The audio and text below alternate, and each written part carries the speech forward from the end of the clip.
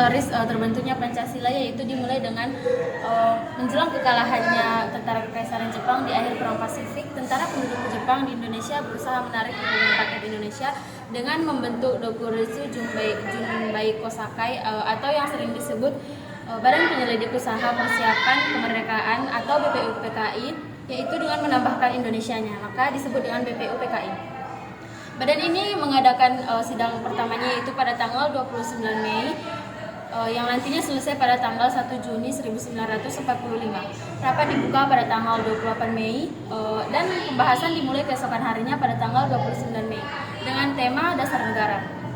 Rapat ini pertama diadakan di gedung Choi Sang-in di Jalan Pejambon nomor 6 Jakarta yang kini dikenal dengan Gedung Pancasila, yaitu merupakan gedung perwakilan rakyat. Setelah beberapa hari tidak mendapat titik terang, pada tanggal 1 Juni 1945, Soekarno menyampaikan ide serta gagasannya terkait dasar negara Indonesia yang dia namai Pancasila. Panca artinya 5, sedangkan sila artinya prinsip atau asas. Pada saat itu, Bung Karno menyebutkan 5 dasar negara Indonesia, yakni sila pertama kebangsaan, sila kedua internasionalisme atau perikemanusiaan, ketiga demokrasi, sila keempat keadilan sosial, dan sila kelima ketuhanan yang Maha Esa. Dalam pidato inilah konsep dan rumusan awal Pancasila pertama kali dikemukakan oleh Soekarno sebagai dasar negara Indonesia merdeka. Pidato ini pada negara Indonesia awalnya disampaikan oleh Soekarno secara aklamasi tanpa judul yang baru, mendapat sebutan lahirnya Pancasila oleh mantan ketua BPUPKI, yaitu Dr. Rajiman Wedioningrat, dalam kata pengantar buku yang berisi pidato yang kemudian dibukukan oleh BPUPKI.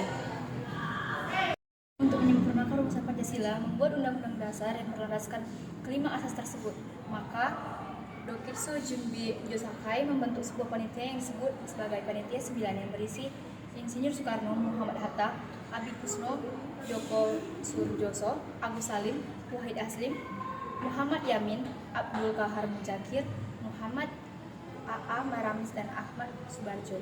Setelah melalui beberapa persidangan BPKI, pada tanggal 18 Agustus 1945, Pancasila ditetapkan sebagai dasar ideologi negara Indonesia, bersamaan dengan penetapan rancangan pembukaan dan batang tubuh Undang-Undang Dasar 1945.